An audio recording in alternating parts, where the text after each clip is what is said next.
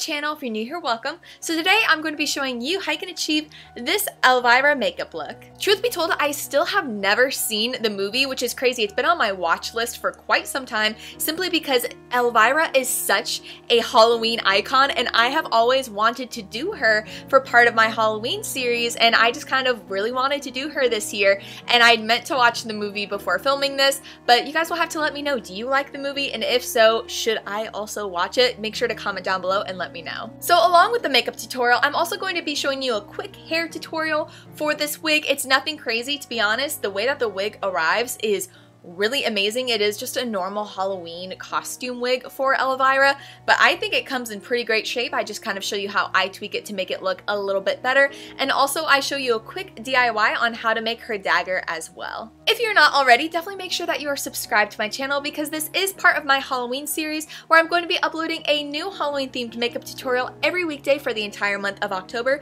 This is my 5th year doing this, I believe, so I will make sure to have my playlist linked down below for you guys so you guys can get all the Halloween inspiration you need, because I have done just about any character you could ever want. Make sure to check the playlist. I've got tons. So anyways, with that being said, if you guys are interested in seeing how you can turn yourself into Elvira this Halloween, then just keep watching.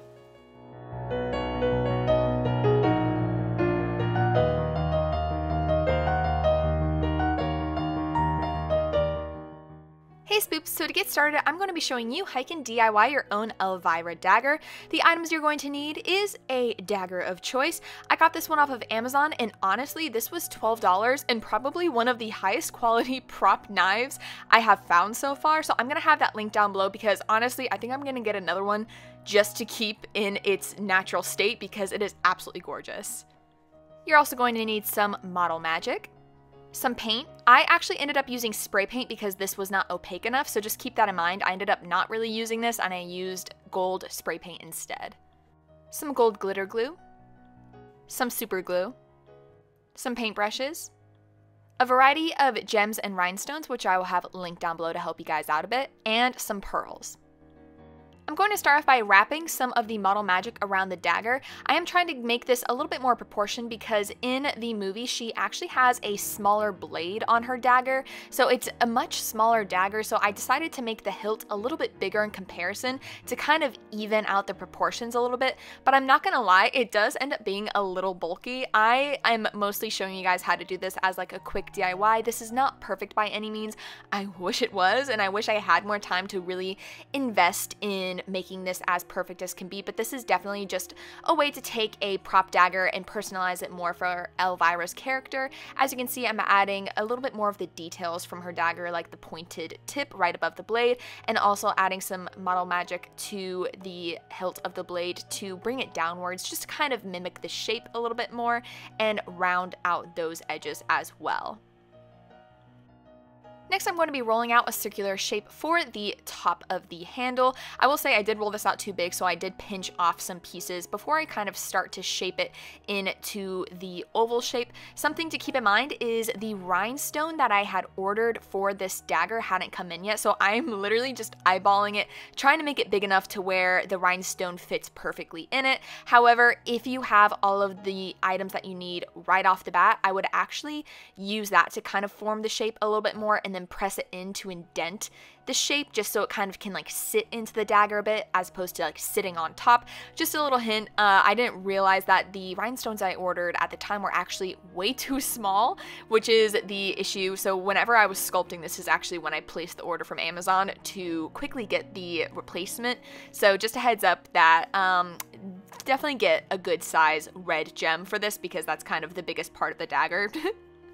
Now, as you can see, I'm going into painting the dagger, and of course, the paint is way too thin and not at all what I wanted, so this is where I'm going into a gold spray paint. I was lucky enough that because I have a hoard of crafts at my house due to doing a lot of DIYs and stuff, I happen to have some gold spray paint.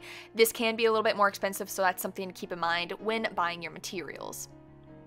Next, I'm going in with the gold glitter glue, and I'm using a sponge applicator to apply this. Something to keep in mind is the gold glitter glue does tend to clump up and it doesn't really spread evenly because it is really thin. This was something I wanted to do just like last minute to add a little bit more detail since I did happen to have this. However, if you really want to make it nicer, I would actually recommend either getting some gold glitter and using a spray adhesive to apply just a bulk load of gold glitter on the dagger, or even consider like a gold spray paint glitter. Just have some options because this one does work and it is a cheaper alternative. However, it doesn't go on as smoothly and you do have to layer it up. I did about 3 layers and you do have to wait a while for it to dry in between each layer. Next, I'm going to be sealing this with a clear spray coat of spray paint, and then I'm actually going to be taking a little bit of that really thin dark brown paint that I ended up not really using, but I did use this to add some shading to the edges of the dagger just to give it a little bit more dimension because it was just looking like really flat and bulky, so I definitely wanted to give it some shading to make it look a little bit nicer.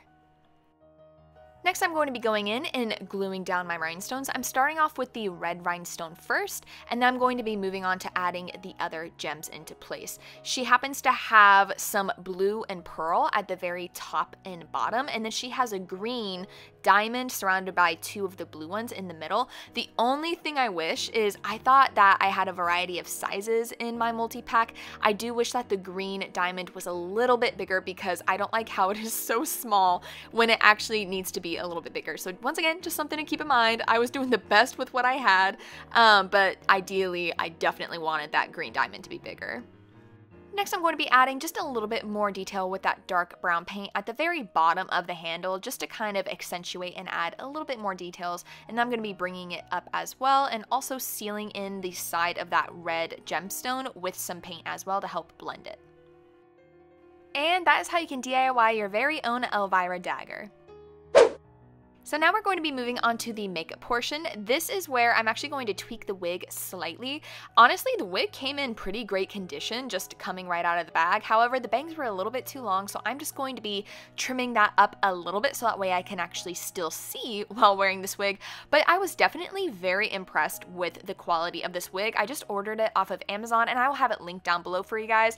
But it comes pre-styled, and honestly, it looks really great for the character, so I definitely recommend it. Just feel free to tweak the bangs as needed, like I'm doing here. Once that's done, I'm just going to go ahead and temporarily pin the bangs to the side of my face, and I'm going to go ahead and pop in some contact lenses. I'm then going to be taking my True Skin Vitamin C Facial Serum and applying that all over my face before going into my Fenty Skin Sunscreen and applying this over my face as well.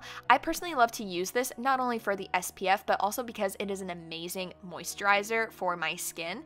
And then I'm going to be taking my Pixi Rose Plus Radiance Perfector, and I'm going to be applying this over my face just to kind of give it a nice little glow before going into my Fenty Beauty Pro Filter Primer to allow something for my makeup to stick to a little bit better. I'm then going to be taking my Becca Cosmetics Under Eye Highlight and applying this under my eyes to help brighten them before going ahead and going into my Milani Supercharged Peach 120 Eye Brightening Concealer. Once again, applying this under my eyes, and this is going to help give some more warmth and color to that area after brightening it. I'm then going to be taking my MAC Strobe Cream and applying this to my cheekbones before we finally move on to foundation. I'm going to be taking my Kosas foundation in the color Light Medium 200 and applying this all over my face using my IT Cosmetics Airbrush Blurring Foundation Brush. I'm then going to be taking my Buckle Bunny Beauty Cream to Powder Foundation in Mocha and applying this to the areas that I want to contour. So this is going to be under my cheekbones, my jawline, and bringing that down the sides of my nose as well. I definitely want to snatch my nose more for this. I do feel like I end up making this look a little bit more dramatic, which I really like because Elvira is quite a dramatic character. And so you definitely want to make sure to blend this out to not have too many harsh lines. We are going to have some pretty dramatic blush for this look. However, we still want the contour to be nice and soft and just really help frame and accentuate our facial features a little bit more.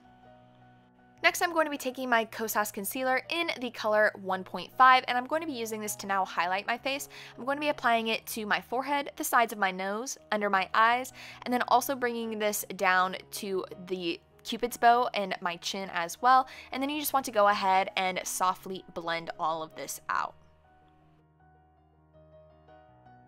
Next, I'm going to be setting my face with my Laura Mercier translucent powder, and I'm going to be using a little powder puff in order to help set my face. I really like this. I got it from Amazon, so I will have it linked down below because I like using this a lot more than a brush in order to help set my face. So yeah, something new I've been doing, and I definitely really like the results. Next, we're going to be moving on to eyebrows. I'm going to be taking my NYX Micro Brow Pencil in black, and I'm just going to be going ahead and lightly filling in and adding shape to my eyebrows and making sure to use the spoolie side to help brush out my brow hairs a little bit more. And then we're going to be moving on to contour and bronzing our face some more. I'm going to be taking my Physicians Formula Butter Bronzer and applying this to the areas that we added the contour just to kind of add more warmth and deepen the contour a little bit more before going in to our Matchmaker blush from ColourPop, and I'm going to be using this in the areas that we actually added the contour. This is going to give that nice 80s blush contour that Elvira rocks in all of her photos and her movie. Next, I'm going to be taking my ColourPop Disney Court of Miracles blush and applying this to the apples of my cheeks before blending this up my cheekbones. And then moving on to highlighter, I'm going to be taking my Revlon Skin Lights Daybreak Glimmer Highlighter and applying this to my cheekbones and down the bridge of my nose as well. For my eyeshadow, I'm going to be prepping my eyes with my Smashbox 24 Hour Photo Finish Primer before going ahead and moving on to my Be Perfect Carnival XL Pro Palette. I'm going to be taking Pep Talk, and I'm going to be using a fluffy brush, starting this at the inner corner of my eye and also the side of my nose. I'm really going to be brushing this upwards past my eyebrow. We're really having a nice dramatic eye look, and I'm going to be doing the same thing to the outer part of my eyes as well. So once again, starting at the inner corner, bringing this up past your eyebrows, and then also doing that on the outer side, leaving the inner part of your eye open because we're actually going to be going into soft spot and really packing that into that area. You're then going to want to take a clean fluffy brush and use this to blend in the blue with the pink because you don't want this to be too harsh of lines. You kind of want to start to blend them out so that way there's no harsh lines and it kind of blends to a little bit of purple. And speaking of purple, we're then going to be taking the purple color from the palette and we're going to be kind of creating somewhat of a cut crease without fully cutting the crease. We're just more so putting the line right here. And then you're also going to want to bring some of that pink eyeshadow down to your lower lash line as well, leaving the inner corner of your lower lash line available because we're actually going to be putting some white eyeshadow there later. Next, I'm going to be taking Boy Bye, and I'm going to be applying this to the very front part of my eyebrow and softly blending it towards the tail because she does happen to have some red in her eyebrows, which I think is really cool. And then once again, we're deepening up that purple a little bit more. I'm then going to be taking my Anastasia Beverly Hills liquid black eyeliner, and I'm just going to be applying a thin line on my upper lash line, and then we're going to be adding the dramatics, which is where we're going to be creating that really nice thick lash line. This is something I did definitely to make the lash line look really nice and thick and dramatic. If you want, you can of course just pop on some really thick dramatic lashes, which I think would look really beautiful. However, I wanted to use makeup to accentuate my lashes a little bit more.